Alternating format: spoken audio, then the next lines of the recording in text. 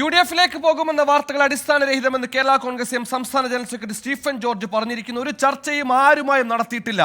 എവിടെയാണ് ചർച്ച നടന്നതെന്നും ആരുമായാണ് ചർച്ച നടത്തിയതെന്നും പറയണമെന്നും അദ്ദേഹം ആവശ്യപ്പെടുന്നു. ടോബി ജോൺസൺ കോട്ടയത്ത് എന്ന വാർത്ത വിശദാംശങ്ങളുമായി ചെയ്യുന്നു. ടോബി, നിലവിൽ രണ്ടുപേരും സ്ഥിരീകരിക്കുന്നു ഇത്തരത്തിൽ മറുകണ്ഠം ചാടാൻ UDF-ലേക്ക് പോകാനില്ലെന്ന് കേരള കോൺഗ്രസ് എമ്മും ആരെയും ക്ഷണിച്ചിട്ടില്ലെന്ന് UDF-ഉം കോൺഗ്രസും വ്യക്തമാക്കുന്നു.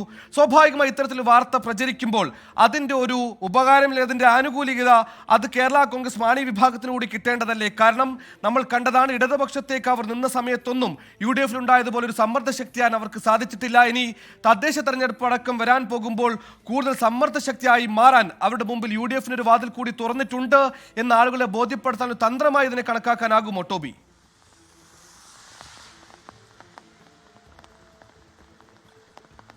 അങ്ങനെ ഒരു സംശയമില്ലാതില്ല. കാരണം സുഹൈൽ, നമ്മൾ 2-3 ആഴ്ചയ്ക്ക് മുമ്പ് നൽകിയൊരു വാർത്തയുണ്ട്. അതായത് തദ്ദേശ സ്വയംഭരണ തെരഞ്ഞെടുപ്പുമായി ബന്ധപ്പെട്ട് കേരള കോൺഗ്രസ് നിലപാട് കടുപ്പിക്കുന്നു. അതായത് അവരവരുടെ പാർട്ടിയുടെ ശക്തി വർദ്ധിപ്പിക്കാനുള്ള ചില നീക്കങ്ങൾ, തീരുമാനങ്ങൾ ഔദ്യോഗികമായി എടുത്തു. അതായത് താഴെത്തട്ടിൽ പാർട്ടി കൂടുതൽ ശക്തമാക്കുക, പാർട്ടി വിട്ടുപോയ പ്രമുഖ നേതാക്കളെ അടക്കം തിരിച്ചു കൊണ്ടുവന്ന് കൂടുതൽ ശക്തമാക്കാനുള്ള ഒരു തീരുമാനത്തിലേക്ക് കേരള കോൺഗ്രസ് വന്നിരുന്നു. അന്ന് ജില്ലാ പ്രസിഡന്റും ജോസ് കെ മാണിയോ അടക്കമുള്ളവർ പറഞ്ഞ ചില കാര്യങ്ങൾ നമ്മൾ വാർത്തയാക്കിയതാണ്. അതിൽ ഏറ്റവും പ്രധാനപ്പെട്ട കാര്യം ഇതായിരുന്നു: തദ്ദേശ സ്വയംഭരണ തെരഞ്ഞെടുപ്പിൽ കൂടുതൽ സീറ്റുകൾ ചോദിച്ചു വാങ്ങും, അല്ലെങ്കിൽ കൂടുതൽ സീറ്റുകൾ അവകാശപ്പെടും, അതിനുള്ള ശക്തിയുണ്ട് എന്ന് തന്നെയാണ് അവരെല്ലാവരും പറഞ്ഞത്. വേണ്ടി വന്നാൽ കടുത്ത നിലപാടുകൾ സ്വീകരിക്കാനും തങ്ങൾ തയ്യാറാകുമെന്നുള്ള ചില കാര്യങ്ങൾ അന്ന് നേതാക്കൾ പറയുന്നത് നമ്മൾ കേട്ടതാണ്.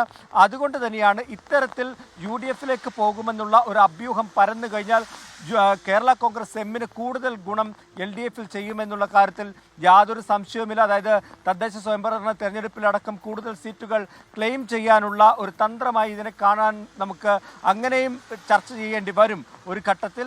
അതിനപ്പുറത്തേക്ക് മറ്റെന്തെങ്കിലും ഇതിലുണ്ടോ? UDF നേതാക്കളോ അല്ലെങ്കിൽ ജോസഫ് വിഭാഗമോ നടത്തിയ ഒരു നീക്കമാണോ എന്നതടക്കമുള്ള കാര്യങ്ങൾ അറിയണമെങ്കിൽ കാത്തിരിക്കേണ്ടി വരും. എന്തായാലും കോൺഗ്രസ് നേതൃത്വത്തിൽ 2 നിലപാടുണ്ട്. നമുക്കറിയാവുന്നതുപോലെ കേരള കോൺഗ്രസ് എം പുറത്തു പോകുമ്പോൾ അവർ ഏറ്റവും കൂടുതൽ പഴിച്ചിരുന്ന 2 വ്യക്തികൾ, ഒന്ന് രമേശ് ചെന്നിത്തലയും അതുപോലെ തന്നെ VD സതീശനുമാണ്.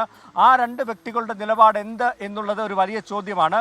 അന്നത്തെ KPCC പ്രസിഡന്റ് അടക്കമുള്ളവർ സ്വീകരിച്ച നിലപാട്, ചില വ്യക്തികൾ സ്വീകരിച്ച നിലപാടുകളാണ് തങ്ങൾക്ക് തിരിച്ചടിയായത് എന്നാണ് അവർ പറയുന്നത്. അതുകൊണ്ട് തന്നെ UDF-ഉം കോൺഗ്രസും ഒരു നിലപാട് UDF-ലുണ്ടായിരുന്ന കേരള കോൺഗ്രസ് മാണി വിഭാഗത്തെ നമ്മൾക്കറിയുന്നതാണ്. ചോദിക്കുന്നത് കിട്ടുന്ന എന്ത് ആരോപണങ്ങൾ ഉണ്ടാകുമ്പോൾ പ്രതിരോധിക്കുന്ന വലിയ സമ്മർദ്ദ ശക്തിയായിരുന്ന മാണി വിഭാഗത്തെ നമ്മൾ കണ്ടതാണ്. എന്നാൽ LDF-ലേക്ക് ചെക്കേറിയപ്പോൾ അങ്ങനെ സമ്മർദ്ദ ശക്തിയാവാൻ അവർക്ക് സാധിച്ചില്ല. പാലാ സീറ്റ് ലഭിച്ചില്ല. അതിനപ്പുറത്തേക്ക് ലോക്സഭാ തെരഞ്ഞെടുപ്പിലടക്കം വമ്പൻ പരാജയം ഏൽക്കേണ്ടി വന്നു. അങ്ങനെ ശക്തി ക്ഷയിച്ചുകൊണ്ടിരിക്കുന്ന കേരള കോൺഗ്രസ് മാണി വിഭാഗത്തിന് തദ്ദേശ തെരഞ്ഞെടുപ്പാണ് ഇനി മുന്നിലുള്ള ഏക ആശ്രയം.